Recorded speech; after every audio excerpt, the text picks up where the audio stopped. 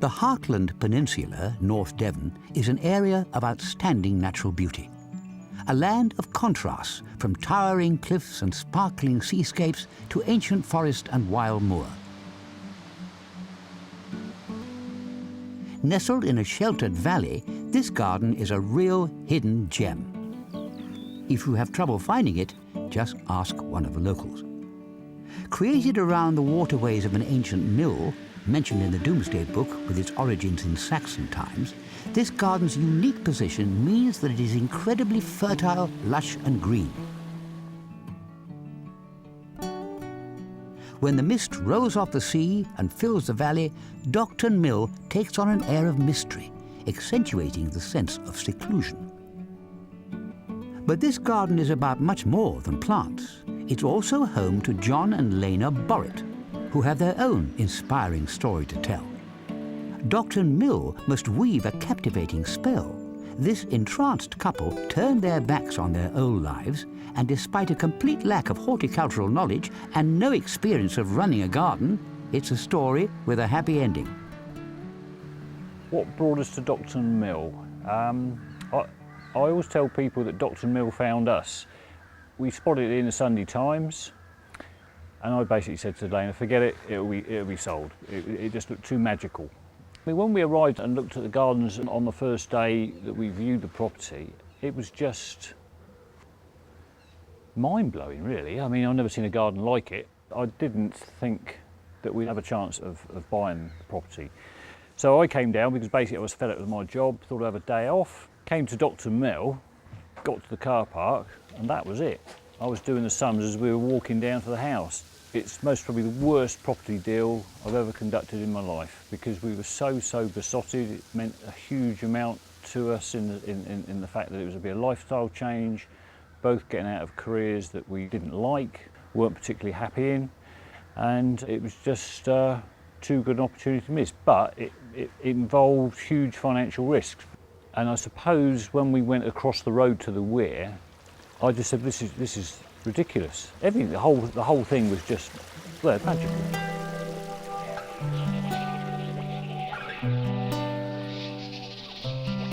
The area up by the Leat is beautiful for lots of reasons. Mainly it's natural beauty, and although it has been used for years because it was made into the Leat that takes the water down to the mill, nonetheless it's very naturalised, so it feels very wild and it's very soft and very gentle.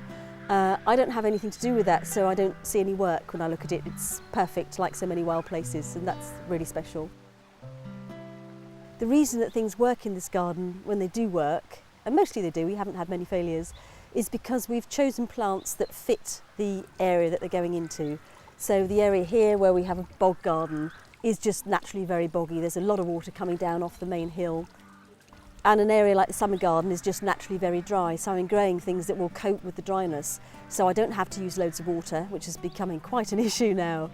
It's always better to work with what you got, both because it's socially more responsible and just environmentally. It's time we looked at that and tried to actually enhance our environment rather than make it pay a cost for our fanciful ideas about growing things that come from other places in the world. I'm a bit laissez-faire about pest control. Rather than look at a kind of a blitz philosophy of killing everything in sight, I just try and control. There will always be slugs, there will always be snails in an area like this, and I'm not prepared to keep on slaughtering. It's too hard and it's too unnecessary and it's certainly too toxic. For areas where there are slugs, I use quite a lot of sharp sand, or any sand, anything that's reasonably sharp that's going to stick to a slug, it's not going to like, and put a broad band of that around the plants concerned. That's all the hostas. Just a few of the primulas, but most of them are fine. John and I worked on the design together. John did the main sort of hard landscaping side of it, and my job was to create the floral effect. The thing to do seemed to be to pick up little bits of Docton, the character of Docton, and to take it to the show, and that's what the show became, a sort of miniature version of Docton. I haven't got a clue what I'm doing because I'm not a gardener, but... The sort of rooms within rooms, as the phrase is now, effect. I took the different colour schemes that we've got in the different places and the different feel of the different places of the garden and basically crammed it into a very small space. An incredible amount of work went into producing the show garden, the team's first attempt at such a venture.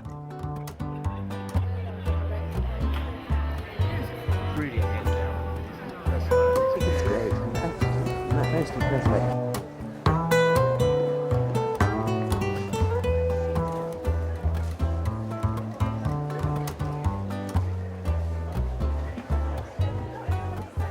The end result, a true reflection of John and Lana's garden back home, and onlookers seem to really enjoy the wilderness of the mini Docton Mill. Well, I'm absolutely shocked and a bit emotional. Came here just to participate, and we end up with a gold medal, and I wish Sarah was here. I'm getting a bit upset.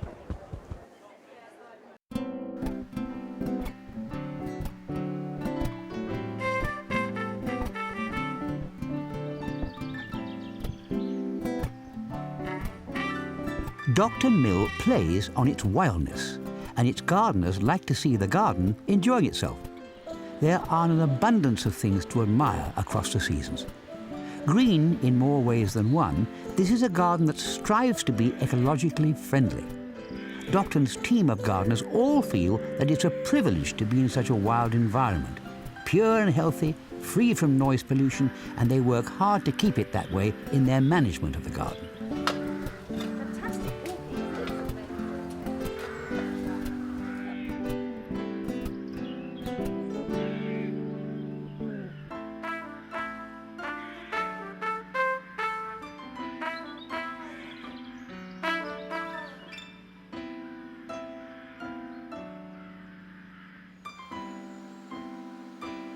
The belief at Docton Mill is that wildlife has the right to inhabit the garden, beyond that of any gardener to impose their design on the area.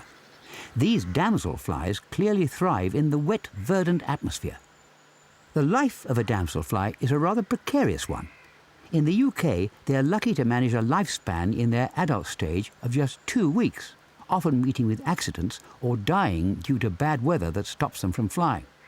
Nevertheless, damselflies do not have the monopoly in the struggle for existence.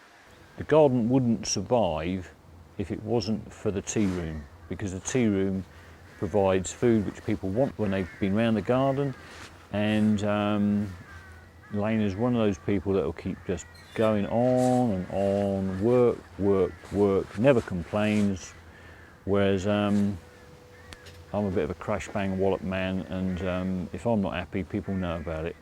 So she's an incredibly tolerant lady. This is a garden completely away from the hassles of everyday life. A garden to lose yourself in, to soothe the soul with the ever-present gentle sounds of water, with a myriad of colours, textures, smells.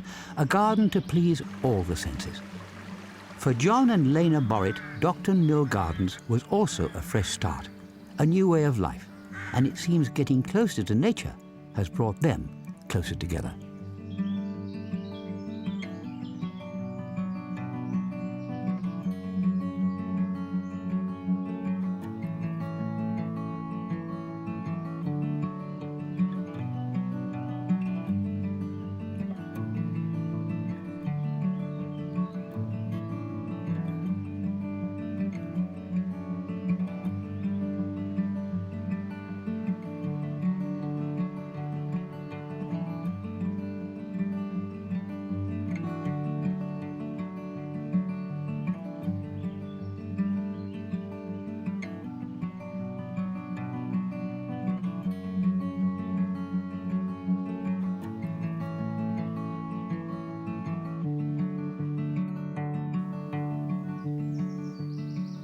If you realise that we live on top of each other 24 hours a day, 7 days a week for 8 months, yeah, we got a pretty strong marriage, and it never used to be that way. And again, I'm not going to go any further on that particular. But we didn't have a particularly strong marriage. So living together in a garden, which can be quite pressured, especially in that kitchen, we have a fantastic time.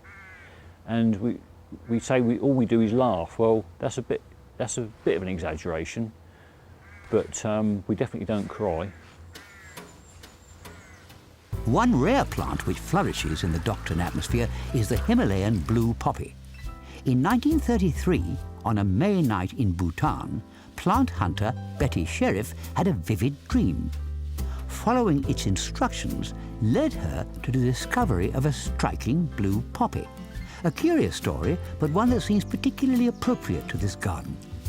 Like Betty Sheriff, John and Lana had the courage to follow their dreams. One of the most fulfilling times to visit Docton Mill is in spring, when the natural world has awoken from winter and new life is blooming. The gardens are awash with a dazzling sea of daffodils, a joyous display of uplifting bright yellow. A feeling of optimism prevails. The idea that the future for us all is what we make of it.